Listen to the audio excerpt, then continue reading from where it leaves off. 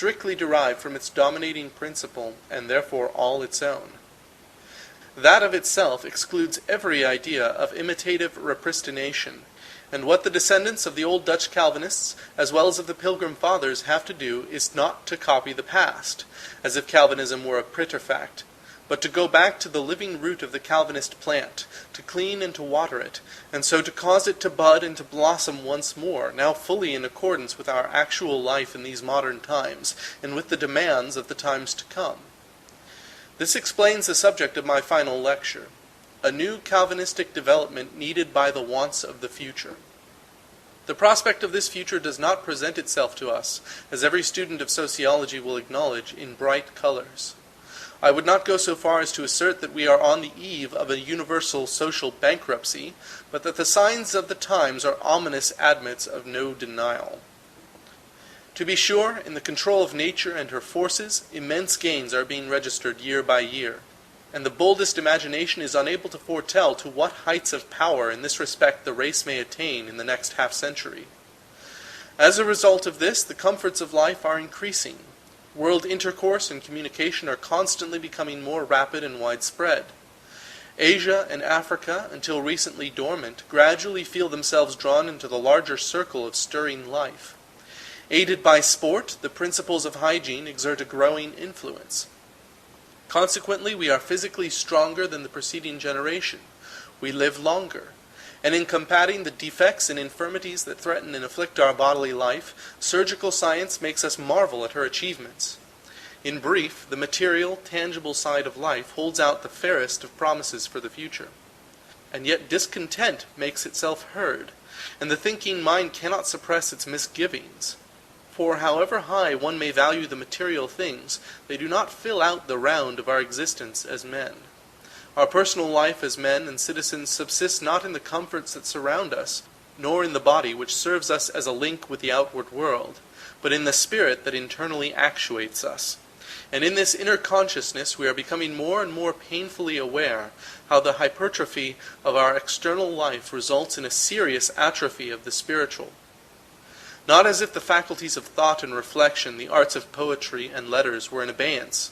On the contrary, empirical science is more brilliant in her attainments than ever. Universal knowledge spreads in constantly widening circles.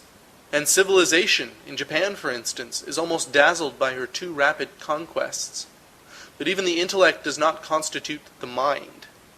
Personality is seated more deeply in the hidden recesses of our inner being, where character is formed, whence the flame of enthusiasm is kindled, where the moral foundations are laid, where love's blossoms bud, whence spring consecration and heroism, and where in the sense for the infinite our time-bound existence reaches out unto the very gates of eternity.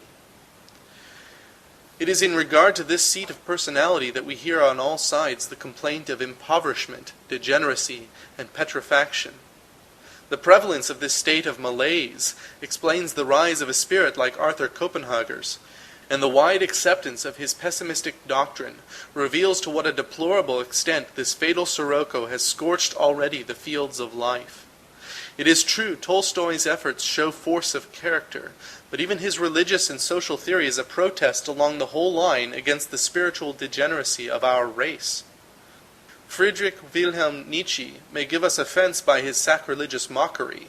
Still, what else is his demand for the Übermensch, overman, but the cry of despair wrung from the heart of humanity by the bitter consciousness that it is spiritually pining away? What is social democracy also but one gigantic protest against the insufficiency of the existing order of things? Even anarchism and nihilism but too plainly demonstrate that there are thousands upon 10,000s who would rather demolish and annihilate everything than continue to bear the burden of present conditions. The German author of the Dekadenz der Völker decries nothing in the future but decay and social ruin. Even the sober-minded Lord Salisbury recently spoke of peoples and states for whose unceremonious burial preparations were already being made. How often has not the parallel been drawn between our time and the golden age of the Roman Empire, when the external brilliancy of life likewise dazzled the eye, notwithstanding that the social diagnosis could yield no other verdict than rotten to the very core. And although on the American continent, in a younger world, a relatively healthier tone of life prevails than in the senescent Europe, yet this will not for a moment mislead the thinking mind. It is impossible for you to shut yourselves off hermetically from the old world, as you form no humanity apart, but are a member of the great body of the race. And the poison having once entered the system at a single point, in due time must necessarily pervade the whole organism. Now, the serious question with which we are confronted is whether we can expect that by natural evolution, a higher phase of social life will develop out of the present spiritual decline. The answer history supplies to this question is far from encouraging. In India, in Babylon, in Egypt, in Persia, in China, and elsewhere, like periods of vigorous growth have been succeeded by times of spiritual decadence. And yet in not one of these lands has the downward course finally resolved itself in a movement towards higher things. All these nations to this day have persevered in their spiritual stagnation. In the Roman Empire alone has the dark night of boundless demoralization been broken by the dawn of a higher life. But this light did not arise through evolution. It shone from the cross of Calvary. The Christ of God had appeared, and by his gospel alone was the society of that time saved from certain destruction. And again, when towards the close of the Middle Ages Europe was threatened with social bankruptcy, a second resurrection from the dead, and a manifestation of new vital power were witnessed, now among the peoples of the Reformation, but this time also not by way of evolution, but again through the same gospel for which the hearts were thirsting, and whose truth was freely proclaimed as never before. What antecedents then does history furnish to lead us to expect, in the present instance, an evolution of life from death, whilst the symptoms of decomposition already suggest the bitterness of the grave? Muhammad, it is true, in the 7th century succeeded in creating a stir among the dead bones throughout the entire Levant by throwing himself upon the nations as a second Messiah, greater even than the Christ. And assuredly, if the coming of another Christ, surpassing in glory the Christ of Bethlehem, were possible, then the cure for moral corruption were found. Hence some indeed have been anxiously looking for the coming of some glorious universal spirit, who might again instill his vitalizing power into the heart-blood of the nations. But why dwell longer on such idle fancies? Nothing can possibly surpass the God-given Christ. And what we are to look for instead of a second Messiah is the second coming of the same Christ of Calvary. This time with his fan in his hand for judgment, not to open up for our sin-cursed life a new evolution, but to receive at its goal and solemnly to conclude the history of the world. Either this second coming therefore is near at hand, and what we are witnessing are the death throes of humanity, or a rejuvenation is still in store for us. But if so, that rejuvenation can come only through the old and yet ever new gospel, which at the beginning of our era, and again at the time of the Reformation, has saved the threatened life of our race. The most alarming feature, however, of the present situation is the lamentable absence of that receptivity in our diseased organism, which is indispensable to the effecting of a cure. In the Greco-Roman world, such receptivity did exist. The hearts opened spontaneously to receive the truth. To an even stronger degree, this receptivity existed in the age of the Reformation, when large masses cried for the gospel. Then as now, the body suffered from anemia, and blood poisoning even had set in, but there was no aversion to the only effectual antidote. Now it is precisely this that distinguishes our modern decadence from the two preceding ones, that with the masses the receptivity for the gospel is on the decrease, whilst with the scientists the positive aversion to it is on the increase. The invitation to bow the knee before Christ as God is met so often with a shrug of the shoulders, if not with the sarcastic rejoinder, fit for children and old women, not for us men.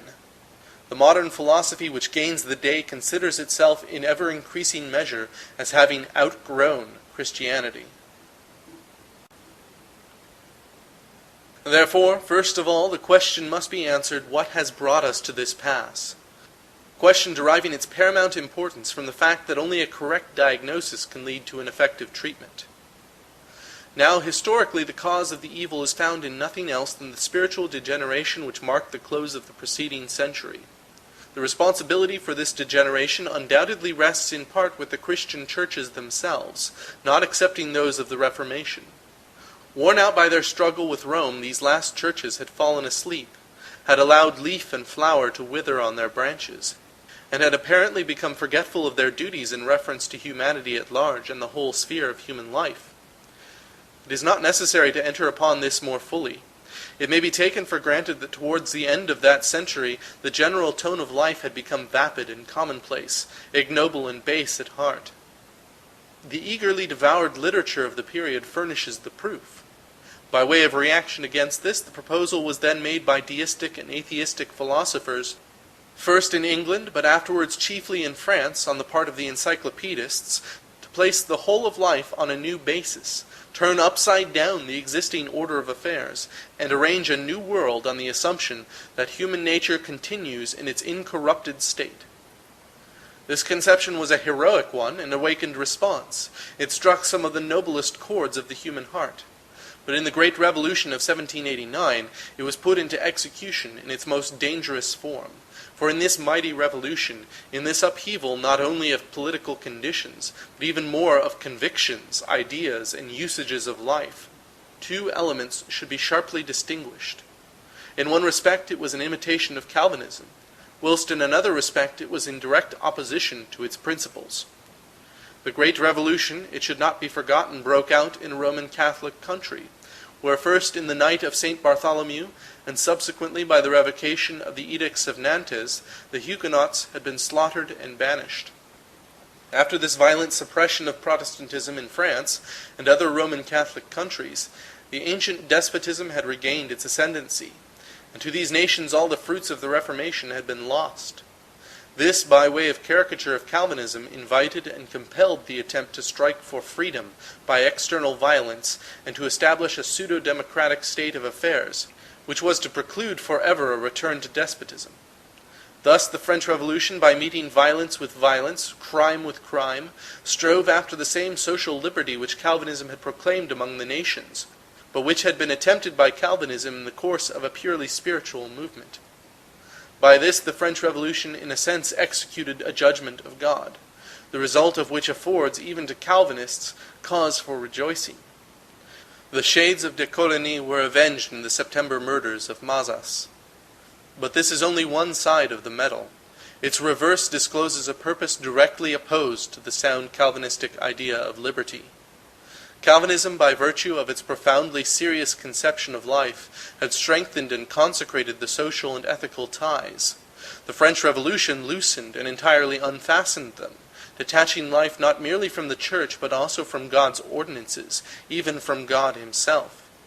Man as such, each individual henceforth, was to be his own Lord and Master, guided by his own free will and good pleasure. The train of life was to rush forward even more rapidly than heretofore, but no longer bound to follow the track of the divine commandments. What else could result than wreckage and ruin?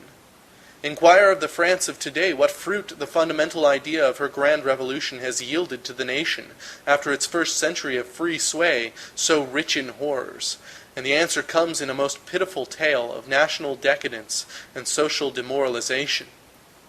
Humbled by the enemy from beyond the Rhine, internally rent by partisan fury, dishonored by the Panama Cabal, and more still by the Dreyfus case, disgraced by its pornography, the victim of economic retrogression, stationary, nay even decreasing in population, France, as has been well said by Dr. Garnier, a medical authority on the subject, France has been led by egotism to degrade marriage, by lust to destroy family life, and presents today in wide circles the disgusting spectacle of men and women lost in unnatural sexual sin. I am aware that there are still thousands upon thousands of families in France living without reproach, who dearly grieve at the moral ruin of their country, but then these are the very circles which have resisted the false pretenses of the Revolution, and, on the other hand, the almost bestialized circles are those that have succumbed to the first onset of Voltaireanism. From France, this spirit of dissolution, this passion of wild emancipation, has spread among the other nations, especially through the medium of an infamously obscene literature, and infected their lives. Then nobler minds, particularly in Germany, perceiving what depth of wickedness had been reached in France, made the bold attempt of realizing this enticing and reducing idea of emancipation from God in a higher form, while yet retraining its essence. Philosophers of the first rank in a stately procession, each for himself constructed a cosmology, endeavoring to restore a firm foundation to social and ethical relations, either by putting them on the basis of natural law, or by giving them an ideal substratum evolved from their own speculation. For a moment this attempt seemed to have a fair chance of success. For instead of atheistically banishing God from their system, these philosophers sought refuge in pantheism, and thus made it feasible to found the social structure not as the French on a state of nature or on the atomistic will of the individual, but on the processes of history and the collective will of the race, unconsciously tending towards the highest goal. And indeed, for more than half a century, this philosophy had imparted a certain stability to life. Not that any real stability was inherent in the systems themselves, but because the established order of law and strong political institutions in Germany lent the indirect support of tradition to the walls of an edifice which otherwise would have immediately collapsed. Even so, however, it could not prevent that in Germany also moral principles became more and more problematic, moral foundations more and more insecure. No other right than that of actual law received recognition, and however much German and French development might differ between themselves, both agreed in their aversion to and rejection of traditional Christianity. Voltaire's "Écraser l'infâme" is already left far behind by Nietzsche's blasphemous utterances on the Christ, and Nietzsche is the author whose works are being most eagerly devoured by the young modern Germany of our day. After this manner, then, we in Europe at least have arrived at what is called modern life, involving a radical breach with the Christian traditions of the Europe of the past. The spirit of this modern life is most clearly marked by the fact that it seeks the origin of man not in creation after the image of God, but in evolution from the animal. Two fundamental ideas are clearly implied in this. One, that the point of departure is no longer the ideal or the divine, but the material and the low. Two, that the sovereignty of God which ought to be supreme is denied, and man yields himself to the mystical current of an endless process, a regressus and processus in infinitum. Out of the root of these two fertile ideas, a double type of life is now being evolved. On the one hand, the interesting, rich, and highly organized life of university circles, attainable by the more refined minds only. And at the side of this, or rather far beneath it, a materialistic life of the masses, craving after pleasure, but in their own way also taking their point of departure in matter, and likewise, but after their own cynical fashion, emancipating themselves from all fixed ordinances. Especially in our ever-expanding large cities, this second type of life is gaining the upper hand, and overriding the voice of the country districts, and is giving a shape to public opinion, which avows its ungodly character more openly in each successive generation. Money, pleasure, and social power, these alone are the objects of pursuit, and people are constantly growing less fastidious regarding the means employed to secure them. Thus the voice of conscience becomes less and less audible, and duller the luster of the eye, which on the eve of the French Revolution still reflected some gleam of the ideal. The fire of all higher enthusiasm has been quenched, only the dead embers remain. In the midst of the weariness of life, what can restrain the disappointed from taking refuge in suicide? Deprived of the wholesome influence of rest, the brain is overstimulated and overexerted until the asylums are no longer adequate for housing the insane. Whether property be not synonymous with theft becomes a more and more seriously mooted question. That life ought to be freer and marriage less binding is being accepted more and more on an established proposition. Cause of monogamy is no longer worth fighting for, since polygamy and polyandry are being systematically glorified in all products of the realistic school of art and literature. In harmony with this, religion is of course declared superfluous because it renders life gloomy. But art above all, is in demand, not for the sake of its ideal worth, but because it pleases and intoxicates the senses.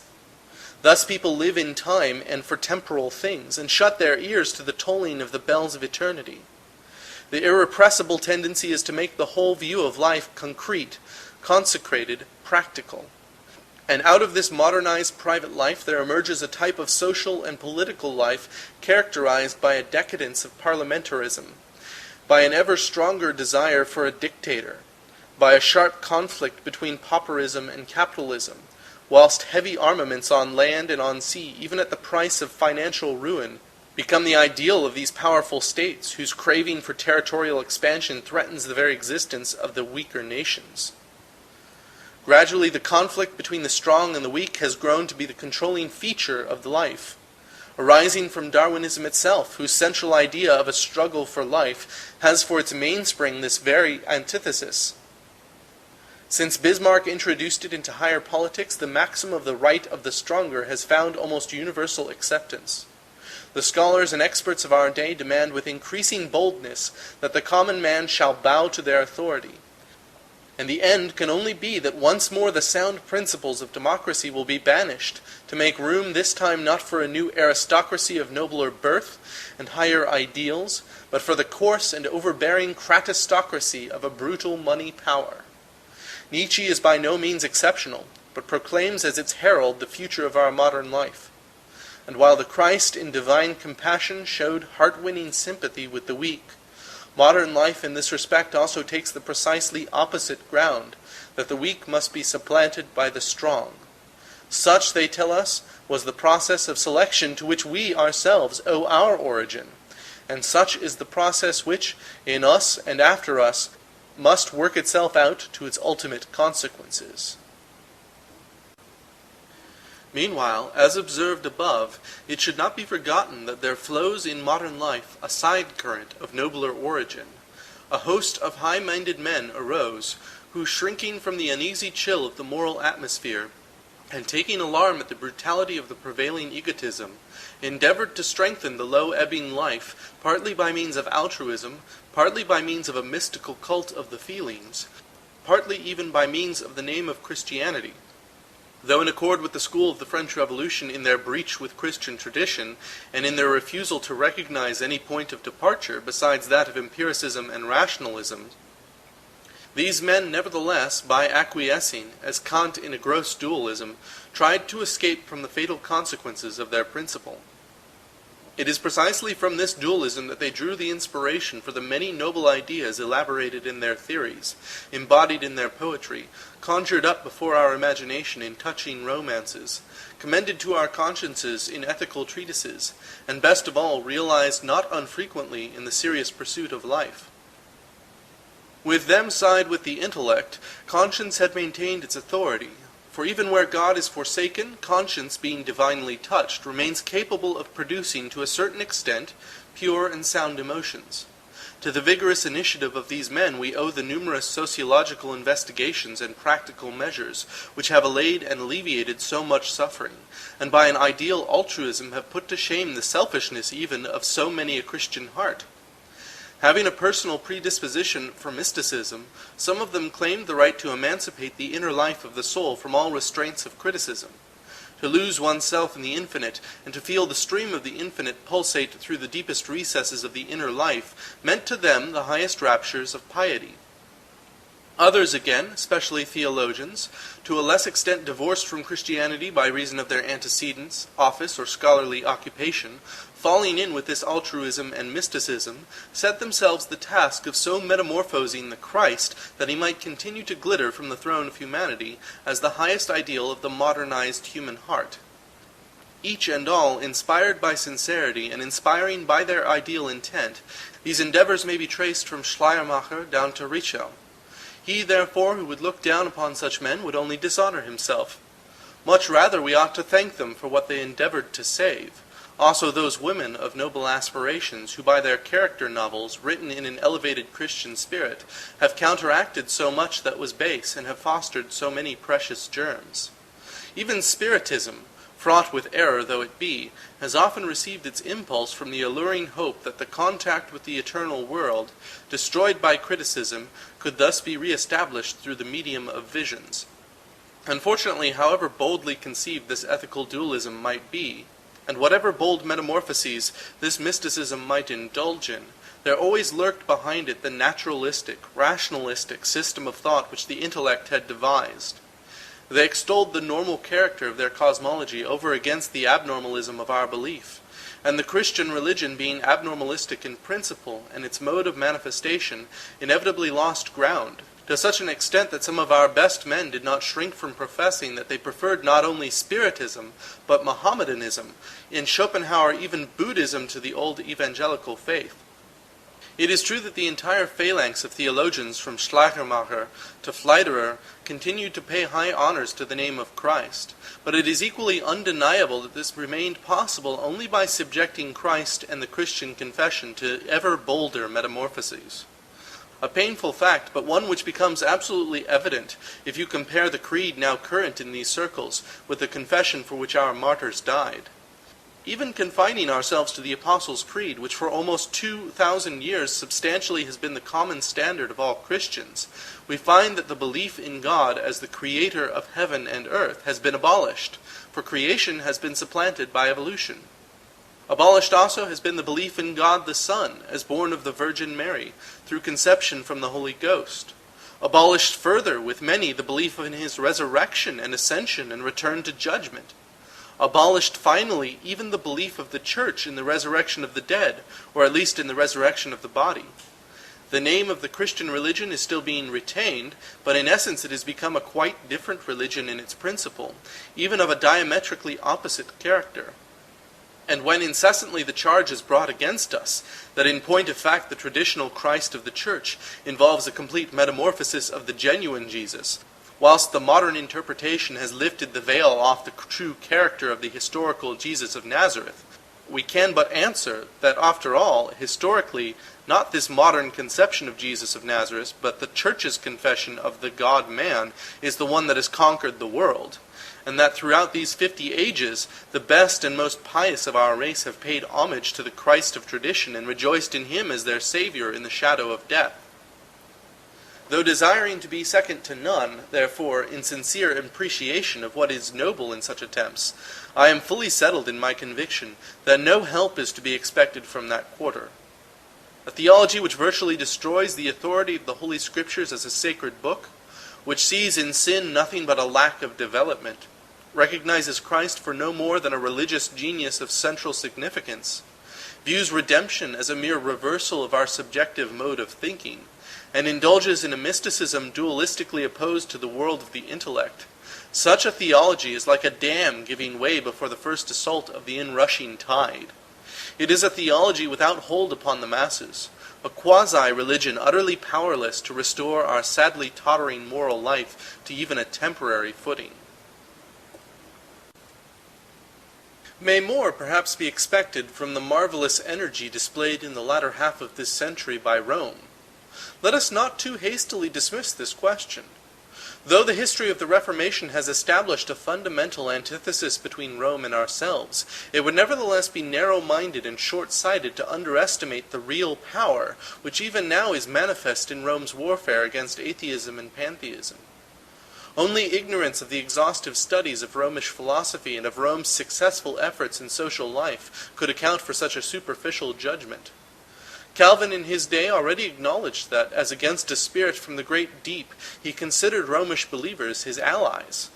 A so-called Orthodox Protestant need only mark in his confession and catechism such doctrines of religion and morals as are not subjected to controversy between Rome and ourselves, to perceive immediately that what we have in common with Rome concerns precisely those fundamentals of our Christian creed now most fiercely assaulted by the modern spirit. Undoubtedly on the points of the ecclesiastical hierarchy, of man's nature before and after the fall, of justification, of the Mass, of the invocation of saints and angels, of the worship of images, of purgatory, and many others, we are as unflinchingly opposed to Rome as our fathers were. But does not current literature show that these are not now the points on which the struggle of the age is concentrated? Are not the lines of battle drawn as follows? Theism over against pantheism, sin over against imperfection, the divine Christ of God over against Jesus the mere man, the cross a sacrifice of reconciliation over against the cross as a symbol of martyrdom, the Bible is given by inspiration of God over against a purely human product, the 10 Commandments as ordained by God over against a mere archaeological document, the ordinances of God absolutely established over against an ever-changing law and morality spun out of man's subjective consciousness. Now, in this conflict, Rome is not an antagonist, but stands on our side, inasmuch as she also recognizes and maintains the Trinity, the deity of Scripture, the cross as an atoning sacrifice, the Scriptures as the Word of God, and the Ten Commandments as a divinely imposed rule of life. Therefore, let me ask, if Roman theologians take up the sword to do valiant and skillful battle against the same tendency that we ourselves mean to fight to the death, is it not the part of wisdom to accept the valuable help of their elucidation? Calvin, at least, was accustomed to appeal to Thomas of Aquino, and I, for my part, am not ashamed to confess that on many points my views have been clarified through the work of the Romish students. This, however, does not in the least involve that our hope for the future may be placed in Rome's endeavor, and that we idle ourselves may await Rome's victory. A rapid survey of the situation will suffice to convince us of the contrary. To begin with your own continent, can South America for a moment stand a comparison with the North? Now, in South and Central America, the Roman Catholic Church is supreme. It has exclusive control in this territory, Protestantism not even counting as a factor. Here, then, is an immense field in which the social and political power which Rome can bring to bear upon the regeneration of our race can freely exert itself. A field, moreover, in which Rome is not a recent arrival, but which she has occupied for almost 3 centuries. The youthful development of the social organism of these countries has stood under her influence. She has remained in control also of their intellectual and spiritual life since their liberation from Spain and Portugal.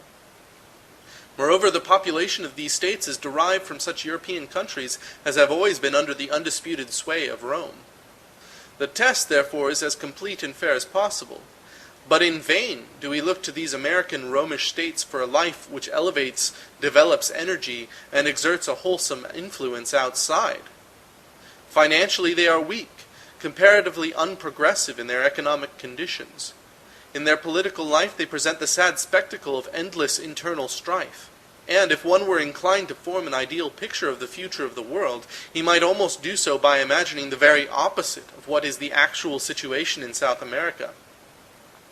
Nor can it be pleaded in excuse of Rome that this is due to exceptional circumstances.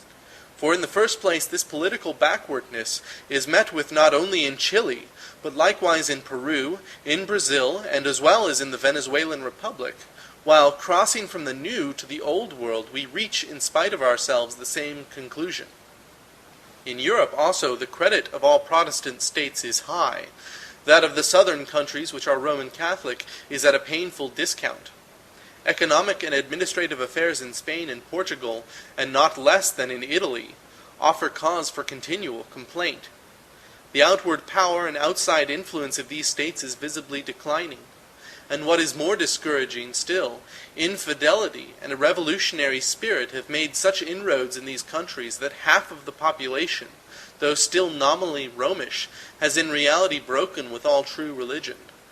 This may be seen in France, which is almost entirely Roman Catholic, and yet has voted time and again with overwhelming majorities against the advocates of religion. In fact, we may say that, in order to appreciate the noble, energetic traits of the Romanists, one must observe them not in their own countries where they are on the decline, but in the centrum of Protestant North Germany, in Protestant Holland and England, and in your own Protestant states.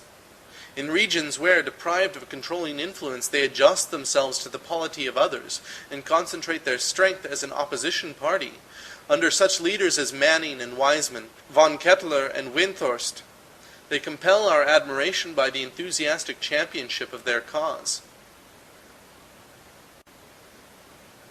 But even apart from this testimonium paupertatis, furnished by Rome herself through the mismanagement in southern Europe and South America, where she has full sway, in the contest of the nations also her power and influence are visibly waning. The balance of power in Europe is now gradually passing into the hands of Russia, Germany, and England, every one of them non-Romish states, and on your own continent the Protestant North holds the supremacy. Since 1866, Austria has been continually retrogressing, and at the death of the present emperor will be seriously threatened with dissolution. Italy has attempted to live beyond its resources. It strove to be a great colonial naval power, and the result is that it has brought itself to the verge of economic ruin. The Battle of Adua dealt the death blow to more than her colonial aspirations. Spain and Portugal have absolutely lost all influence on the social, intellectual, and political development of Europe. And France, which only 50 years ago made all Europe tremble at the unsheathing of her sword, is now herself anxiously scanning the Sibylline books of her future. Even from a statistical point of view, the power of Rome is all the while decreasing. Economic and moral depression has in more than one Romish country brought about a considerable decrease of the birth rate. Whilst in Russia, Germany, England, and the United States population is growing, it has in some Romish countries become almost stationary. Even now statistics give only the smaller half of Christendom to the Roman Catholic Church, and it is safe to predict that within the next half-century its share will be less than 40%. However highly, therefore, I may be inclined to value the inherent power of Roman Catholic unity and scholarship for the defense of how much we also count sacred, and though I do not see how we could repulse the attack of modernism save by combined exertion, nevertheless there is not the slightest prospect that the political supremacy will ever again pass into Rome's hands. And even if this were to happen contrary to expectations, who could possibly rejoice as in the realization of his ideal if he beheld the conditions now prevailing in southern Europe and South America reproduced elsewhere? We may in fact even put it more strongly, it would be a step backwards in the course of history. Rome's world and life view represents an older and hence lower stage of development in the history of mankind. Protestantism succeeded it, and hence occupies a spiritually higher standpoint. He who will not go backwards but reaches after higher things must therefore either stand by the worldview once developed by Protestantism, or on the other hand, for this too is conceivable, point out a still higher standpoint. Now this is what the latter modern philosophy does indeed presume to do, acknowledging Luther as a great man for his time, but hailing in Kant and Darwin the apostles of a much richer gospel. But this need not detain us. For our own age, however great an invention in the display of powers of mind and energy, has not advanced us a single step in the establishment of principles, has in no wise given us a higher view of life, and has yielded us neither greater stability nor greater soundness in our religious and ethical, i.e. truly human existence. The solid faith of the Reformation it has bartered for shifting hypotheses, and insofar as it ventured upon a systematized and strictly logical life view, it did not reach forward, but backward, to that heathen wisdom of pre-Christian times, of which Paul testified that God has put it to shame by the foolishness of the cross. Let no one therefore say, ye who, because history does not go backward, protest against a return to Rome, ye yourselves have no right to make a stand on Protestantism, for after Protestantism came modernism. The pertinence of such an objection must be denied, as long as my contention be not disproved, that the material advance of our century has nothing in common with advancement in the matter of ethical principles, and that what modernism offers us is not modern, but rather very antique, not posterior but anterior to Protestantism, reaching back to the Stoa and to Epicurus. Only along the lines of Protestantism, therefore, can a successful advance be attempted, and on those lines, indeed, salvation is sought at present, by two different tendencies, both of which must lead to bitter disappointment. The one of these is practical, the other mystical in character. Without hope of defense against modern criticism, and still less against criticism of dogma, the former, the practical tendency, holds that Christians can do no better than fall back upon all manner of Christian works. Its devotees are at a loss what attitude to assume toward the Scriptures. They have become themselves estranged from dogma, but what is to prevent such hesitating believers from sacrificing their person and their gold to the cause of philanthropy, evangelism, and missions? This even offers a threefold advantage. It unites Christians of all shades of opinion, alleviates much misery, and has conciliatory attraction for the non-Christian world. And of course this propagandism through action must be gratefully and sympathetically hailed. In the century that has passed, Christian activity was indeed far too limited. and a Christianity that does not prove its worth in practice degenerates into dry scholasticism and idle talk. It would be a mistake, however, to suppose that Christianity can be confined within the limits of such practical manifestation. Our Savior made whole the sick and fed the hungry, but the paramount thing in his ministry was, after all, that in strict allegiance to the Scriptures of the Old Covenant, he openly proclaimed his own divinity and mediatorship, the expiation of sins through his blood, and his coming to judgment.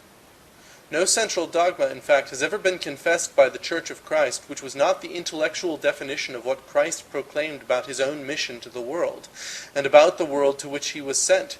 He healed the sick body, but he even more truly bound up our spiritual wounds. He rescued us from paganism and Judaism and translated us into a wholly new world of convictions, of which he himself, as the God-ordained Messiah, constituted the center. Besides, so far as our dispute with Rome is concerned, we should not lose sight of the fact that in Christian works and devotion Rome still outstrips us. Nay, let us acknowledge without reserve that even the unbelieving world is beginning to rival us, and that in deeds of philanthropy she tries more and more to overtake us. In missions, to be sure, unbelief does not follow in our footsteps. But pray, how can we continue to prosecute missions unless we have a well-defined gospel to preach? Or is it possible to imagine anything more monstrous than so-called liberal missionaries preaching only humanity and colorless piety, and met by the pagan sages with the answer that they themselves in their cultured circles have never taught or believed anything else than just this modern humanism? Does perhaps the other tendency, the mystical one, possess stronger powers of defense? What thinker or student of history would affirm this? No doubt mysticism eradicates a fervor that warms the heart, and woe betide the giant of dogma and the hero of action, who are strangers to its depth and tenderness. God created hand, head, and heart, and the hand for the deed, the head for the word, and the heart for mysticism.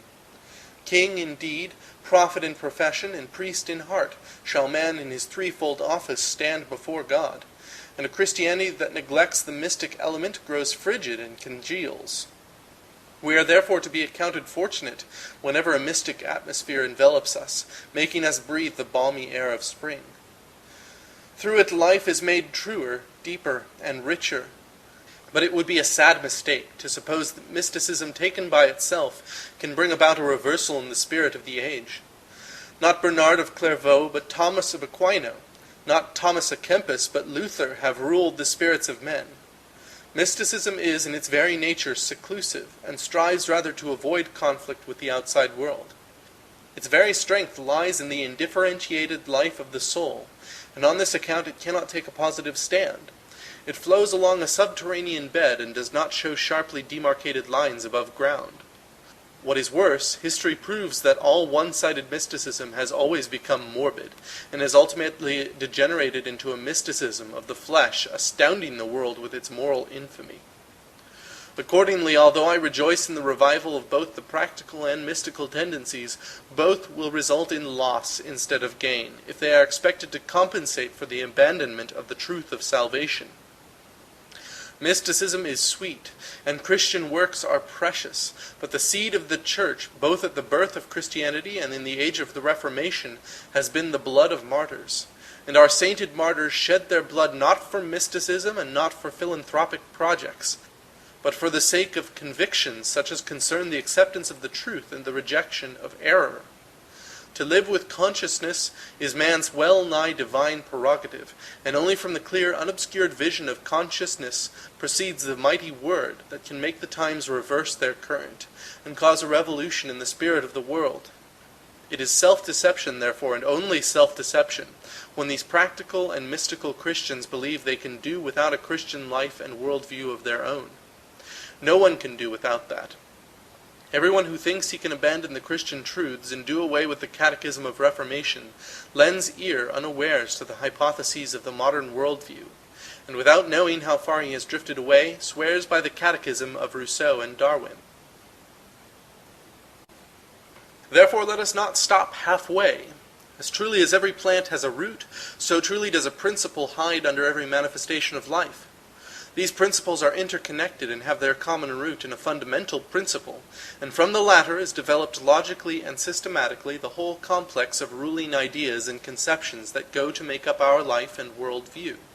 With such a coherent world and life view, firmly resting on its principle and self-consistent in its splendid structure, modernism now confronts Christianity, and against this deadly danger, ye, Christians, cannot successfully defend your sanctuary, but by placing in opposition to all this a life and world view of your own, founded as firmly on the base of your own principle, wrought out with the same clearness and glittering in an equally logical consistency. Now this is not obtained by either Christian works or mysticism, but only by going back, our hearts full of mystical warmth, and our personal faith manifesting itself in abundant fruit, to that turning point in history and in the development of humanity which was reached in the Reformation. And this is equivalent to a return to Calvinism.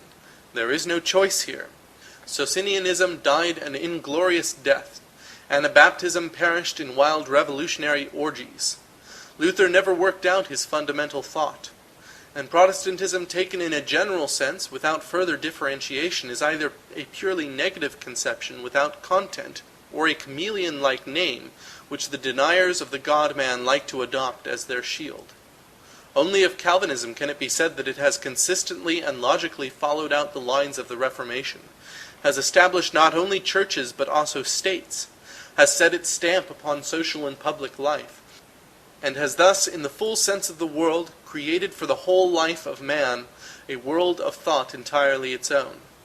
I feel convinced that, after what I have said in my first lectures, no one will accuse me of underrating Lutheranism. Yet the present Emperor of Germany has no less than 3 times furnished an example of the evil after-effect of Luther's apparently slight mistakes. Luther was misled into recognizing the sovereign of the land as the head of the established church. And what have we as a result of this been called upon to witness from Germany's eccentric emperor? First of all, that Stoker, the champion of Christian democracy, was dismissed from his court, merely because this bold defender of the freedom of the churches has so much as expressed the wish that the emperor should abdicate his chief episcopate. Next, that, at the sailing of the German squadron for China, Prince Henry of Russia was instructed to carry to the far Orient not the Christian but the imperial gospel. More recently, that he called upon his loyal subjects to be faithful in the performance of their duties, urging as a motive that after death they were to appear before God and his Christ? No, but before God and the great emperor. And finally, on the banquet of Porta Westphalia, that Germany had to continue its labors undisturbedly under the blessing of peace, as enjoined, he concluded, by the outstretched hand of the great emperor who here stands above us. Ever bolder encroachment, it will be noticed, of Caesareanism upon the essence of the Christian religion. These, as you see, are far from mere trifles. Rather, they touch principles of worldwide application, for which our forefathers in the age of the Reformation fought their great battles. To repristination I am as adverse as any man. But in order to place for the defense of Christianity principle over against principle, and worldview over against worldview, there lies at hand for him who is a Protestant in bone and marrow only the Calvinistic principle as the sole trustworthy foundation on which to build. What then are we to understand by this return to Calvinism? Do I mean that all believing Protestants should subscribe the sooner the better to the Reformed symbols, and thus all ecclesiastical multiformity be swallowed up in the unity of the Reformed Church organization? I am far from cherishing so crude, so ignorant, so unhistorical a desire. As a matter of course, there is inherent in every conviction, in every confession, a motive for absolute and unconditional propagandism, and the word of Paul to Agrippa, I would to God that with little or with much, not you only, but also all that hear me this day might become such as I am, must remain the heartfelt wish, not only of every good Calvinist, but of every one who may glory in a firm, immovable conviction. But so ideal a desire of the human heart can never be realized, in this our dispensation. First of all, not one Reformed standard, not even the purest, is infallible as was the word of Paul.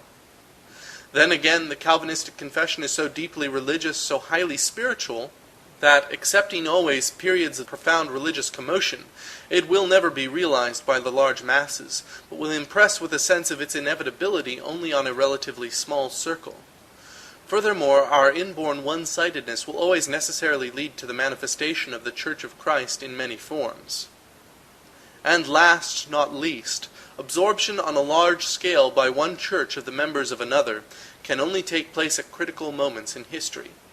In ordinary run of things, 80% of the Christian population die in the church in which they were born and baptized.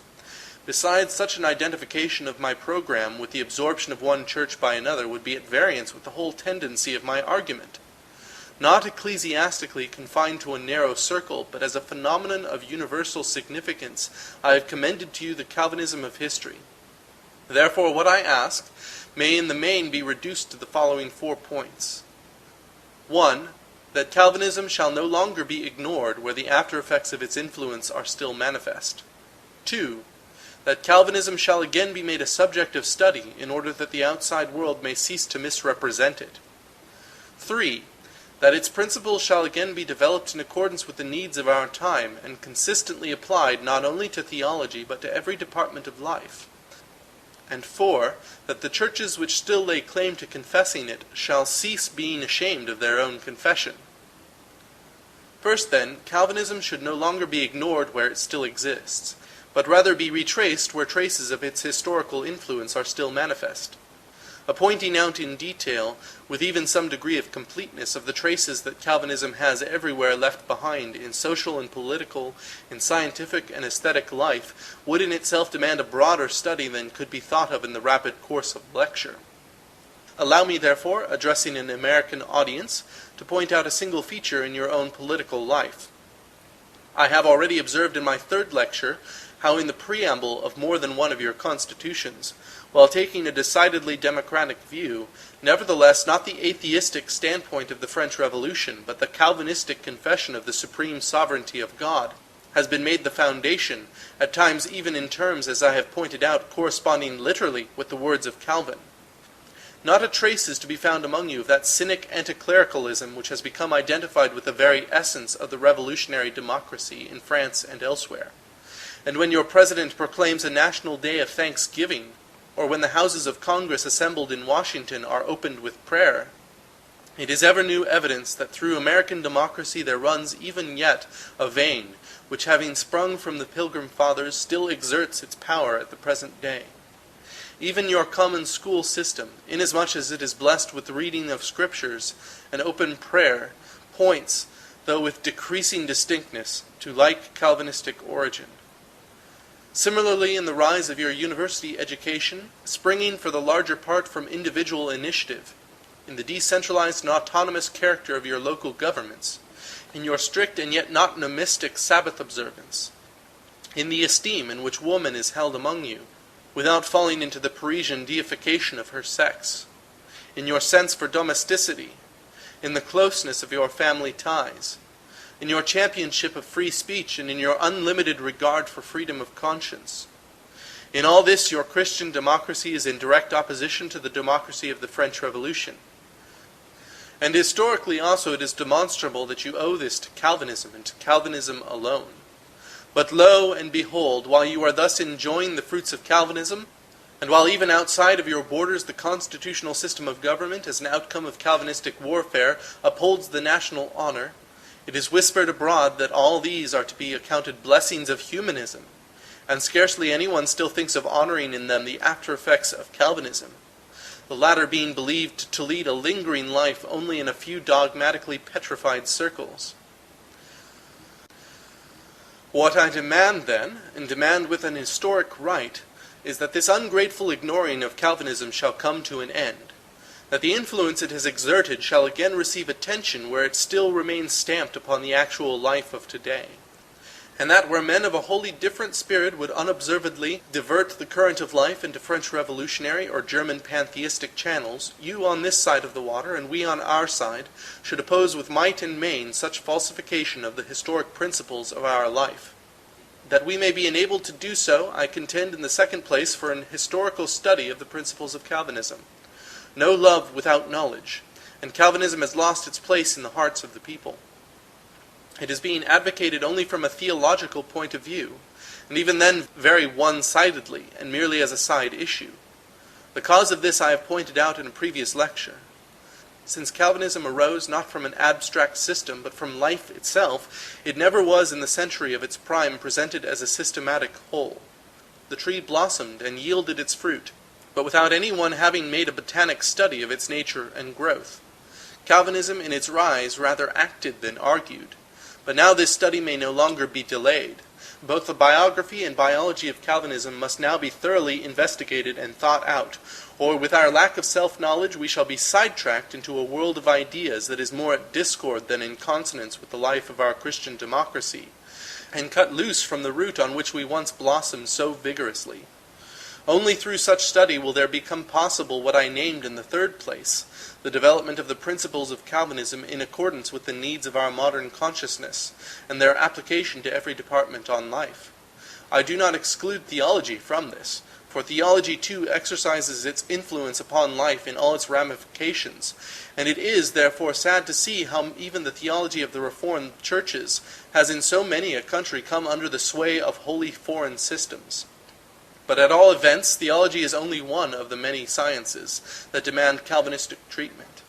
Philosophy, psychology, aesthetics, jurisprudence, the social sciences, literature, and even the medical and natural sciences, each and all of these, when philosophically conceived, go back to principles, and of necessity even the question must be put with much more penetrating seriousness than hitherto, whether the ontological and anthropological principles that reign supreme in the present method of these sciences are in agreement with the principles of Calvinism, or at variance with their very essence. Finally, I would add to these three demands, historically justified as it seems to me, still a fourth, that those churches which lay claim to professing the Reformed faith shall cease being ashamed of this confession. You have heard how broad my conception and how wide my views are, even in the matter of ecclesiastical life. In free development only do I see the salvation of this church life. I exalt multiformity and hail in it a higher stage of development. Even for the church that has the purest confession, I would not dispense with the aid of other churches, in order that its inevitable one-sidedness may thus be complemented. But what has always filled me with indignation was to behold a church, or to meet the office-bearer of a church, with the flag furled, or hidden under the garb of office, instead of being thrown out boldly to display its glorious colors in the breeze. What one confesses to be the truth, one must also dare to practice in word, deed, and whole manner of life. A church Calvinistic in origin and still recognizable by its Calvinistic confession, which lacks the courage, nay, rather which no longer feels the impulse to defend that confession boldly and bravely against all the world, such a church dishonors not Calvinism but itself. Albeit the churches reformed in bone and marrow may be small and few in numbers, as churches they will always prove indispensable for Calvinism. And here also the smallness of the seed need not disturb us, if only that seed be sound and whole, instinct with generative and irrepressible life. And thus my final lecture is rapidly drawing to its end. But before I close, I feel nevertheless that one question continues to press for an answer, which accordingly I shall not refuse to face. The question, namely, at what I am aiming in the end, at the abandonment or at the maintenance of the doctrine of election. Thereunto, allow me to contrast with this word election, another word that differs from it in a single letter. Our generation turns a deaf ear to election, but grows madly enthusiastic over selection. How then may we formulate the tremendous problem that lies hidden beneath these two words? And in what particular do the solutions of this problem, as represented by these two almost identical formulas, differ? The problem concerns the fundamental question, whence are the differences? Why is it not all alike? Whence is it that one thing exists in one state, another in another? There is no life without differentiation, and no differentiation without inequality. The perception of difference is the very source of our human consciousness, the causative principle of all that exists and grows and develops. In short, the mainspring of all life and thought. I am therefore justified in asserting that in the end, every other problem may be reduced to this one problem. Whence are those differences? Whence is the dissimilarity, the heterogeneity of existence, of genesis, of consciousness? To put it concretely, if you were a plant, you would rather be a rose than a mushroom. If insect, butterfly rather than spider. If bird, eagle rather than owl. If a higher vertebrate, lion rather than hyena. and again being man, rich rather than poor, talented rather than dull-minded, of the Aryan race rather than Hottentot or Kafir. Between all these there is differentiation, wide differentiation.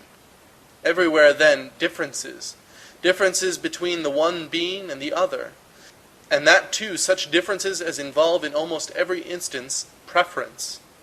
When the hawk rends and tears the dove, whence is it that these two creatures are thus opposed to and different from each other? This is the one supreme question in the vegetable and animal kingdom, among men, in all social life, and it is by means of the theory of selection that our present age attempts to solve this problem of problems. Even in the single cell it posits differences, weaker and stronger elements. The stronger overcomes the weaker, and the gain is stored up in a higher potency of being.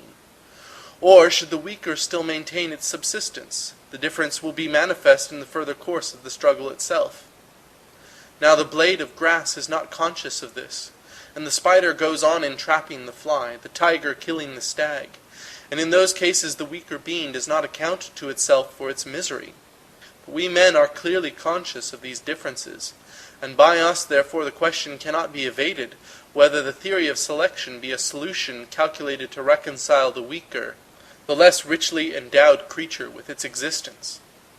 It will be acknowledged that in itself this theory can but incite to a more furious struggle, with a lasciate ogni speranza voi qu'entrate, for the weaker being, against the ordinance of fate that the weaker shall succumb to the stronger. According to the system of election, no struggle can avail.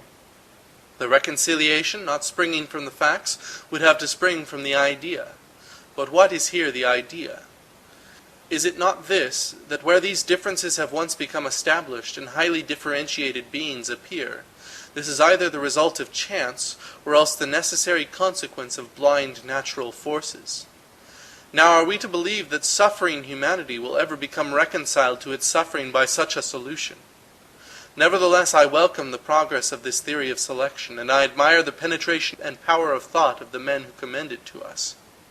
Not, forsooth, on account of what it urges upon us as a truth, but because it has mustered courage to attack once more the fundamental of all problems, and thus in point of profundity it reaches the same depth of thought to which Calvin boldly descended. For this is precisely the high significance of the doctrine of election, that in this doctrine, as long as 3 centuries ago, Calvinism dared to face this same all-dominating problem, solving it, however, not in the sense of a blind selection stirring in unconscious cells, but honoring the sovereign choice of Him who created all things visible and invisible.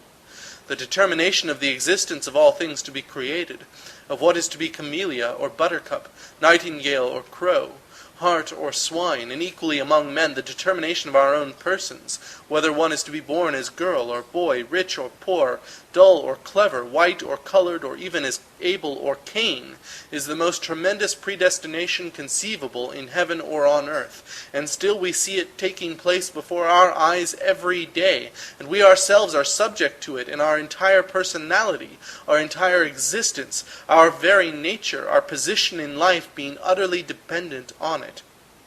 This all-embracing predestination the Calvinist places not in the hand of man, and still less in the hand of a blind natural force, but in the hand of Almighty God, sovereign creator and possessor of heaven and earth. And it is in the figure of the potter and the clay that Scripture has from the time of the prophets expounded to us this all-dominating election. Election in creation, election in providence, and so election also to eternal life. Election in the realm of grace as well as in the realm of nature. Now when we compare these two systems of selection and election, does not history show that the doctrine of election has century upon century restored peace and reconciliation to the hearts of the believing sufferer? And that all Christians hold election as we do in honor, both in creation and in providence, and that Calvinism deviates from the other Christian confessions in this respect only, that, grasping unity and placing the glory of God above all things, it dares to extend the mystery of election to spiritual life and to the hope for the life to come. This, then, is what Calvinistic dogmatic narrowness amounts to. or rather for the times are too serious for irony or jest, lest every Christian who cannot yet abandon his objections at least put this all-important question to himself: do I know of another solution of this fundamental world problem, enabling me to better defend my Christian faith, in this hour of sharpest conflict against renewed paganism, collecting its forces and gaining day by day? Do not forget that the fundamental contrast has always been, is still, and will be until the end, Christianity and paganism, the idols or the living God. So far there is a deeply felt truth in the drastic picture drawn by the German emperor, representing Buddhism as the coming enemy. A closely drawn curtain hides the future, but Christ has prophesied to us on Patmos the approach of a last and bloody conflict. And even now Japan's gigantic development in less than 40 years has filled Europe with fear for what calamity might be in store for us from the cunning yellow race, forming so large a proportion of the human family. And did not Gordon testify that his Chinese soldiers, with whom he defeated the Taipings, if only well drilled and officered, made the most splendid soldiers he ever commanded? The Asiatic question is in fact of most serious import. The problem of the world took its rise in Asia, and in Asia it will find its final solution. And both in technical and material development, the issue has shown that heathen nations, as soon as they awake and arise from their lethargy, rival us almost instantly. Of course, this danger would be far less menacing in case Christendom, in both the Old and the New World, stood united around the cross, shouting songs of praise to their King, and ready, as in the days of the Crusades, to advance to the final conflict. But how when pagan thought, pagan aspirations, pagan ideals are gaining ground even among us and penetrating to the very heart of the rising generation? Have not the Armenians, just because the conception of Christian solidarity has become so sadly weakened, been basely and cravenly abandoned to the fate of assassination? Has not the Greek been crushed by the Turk, while Gladstone, the Christian statesman, politically a Calvinist to the very core, who had the courage to brand the Sultan great assassin, has departed from among us? Accordingly, radical determination must be insisted upon. Half measures cannot guarantee the desired result. Superficiality will not brace us for the conflict. Principle must again bear witness against principle, worldview against worldview, spirit against spirit. And here let him who knows better speak. But I for one know of no stronger and no firmer bulwark than Calvinism, provided it be taken in its sound and vigorous formation. And if you retort half-mockingly, am I really naive enough to expect from certain Calvinistic studies a reversal in the Christian worldview, then be the following my answer. The quickening of life comes not from men. It is the prerogative of God, and it is due to His sovereign will alone whether or not the tide of religious life rise high in one century and run to a low ebb in the next. In the moral world, too, we have at one time spring, when all is budding and rustling with life, and again the cold of winter, when every vital stream congeals and all religious energy is petrified. Now the period in which we are living at present is surely at a low ebb religiously. Unless God send forth His Spirit, there will be no turn, and fearfully rapid will be the descent of the waters. But you remember the Aeolian harp, which men were wont to place outside their casement, that the breeze might wake its music into life. Until the wind blew, the harp remained silent, while again, even though the wind arose, if the harp did not lie in readiness, a rustling of the breeze might be heard, but not a single note of ethereal music delighted the ear. Now let Calvinism be nothing but an Aeolian harp, absolutely powerless as it is without the quickening Spirit of God. Still we feel it our God-given duty to keep the harp, its strings tuned aright, ready in the window of God's holy Sion, awaiting the breath of the Spirit.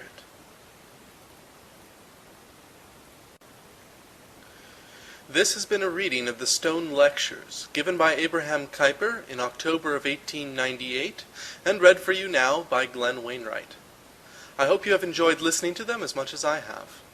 Again, as would have been intended by the original author, this recording is being released without copyright, and thus may be collected, distributed, or torn to ribbons, whatever you desire. On a personal note, I imagine that there were arguments and ideas somewhere in these dense stanzas that you did not enjoy, and possibly even disagreed with vehemently. For this I commend to you Kuyper's unwavering joy in the face of the multiformity of life and thought that makes up the Church of Christ. Only with this caveat, that you search the Scriptures for yourself and determine whether those thoughts that you hold dearly are the thoughts of sovereign God or your own. Once more, I do hope that you enjoyed this recording and that you will pass it along to anyone who could benefit from it.